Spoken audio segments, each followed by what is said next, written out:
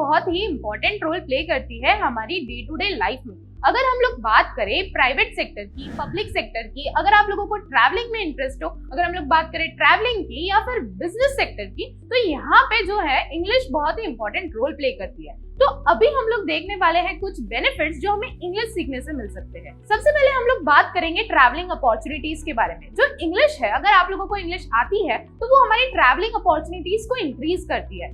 सबसे पहले मैं कहूंगी, अगर आप लोगों को ट्रैवल करना है from one country to another, तो यहाँ पे जो कम्युनिकेशन का जो बैरियर होता है वो इंग्लिश खत्म कर देती है। ये जो है ये ट्रैवलिंग के अंदर आपका बहुत बड़ा बेनिफिट है जो आपको इंग्लिश प्रोवाइड करती है। नेक्स्ट अगर हम लोग बात करें तो इंग्लिश कॉन्फिडेंस को बढ़ाती है। मतलब आप लोग सोच रहे होंगे कि अब ये कॉन्फिडेंस को कैसे इंक्रीज करती है। अगर आप लोग किसी इंग्लिश मेंटर को सुनते हैं तो आप लोग उनकी स्किल्स को कैच करना पसंद करेंगे, उनका जो एटीट्यूड जब वो इंग्लिश बोलते हैं तो आप लोग उसे कैच करना ज्यादा पसंद करेंगे। और जब आप इंग्लिश सीख कर आप दूसरों को स्पीच देंगे या फिर किसी से डिस्कस करेंगे इंग्लिश में, तो आपका जो कॉन्फिडेंस लेवल है वो अपने आप इंक्रीज होता जाएगा। इसी के साथ साथ आप लोग अपने थॉट्स को भी एक्सप्रेस कर पाओगे इजीली। तो इससे क्या होगा, आपका जो कॉन्फिडेंस लेवल है वो अपने आप इंक्रीज होता जाएगा। इसके बाद अगर हम लोग बात करें बिजनेस सेक्टर की, तो बिजनेस सेक्टर में अगर आप लोग इंटरेस्ट रखते हैं तो ये इंग्लिश जो है ये बहुत ही इंपॉर्टेंट रोल प्ले करती है बिजनेस सेक्टर में।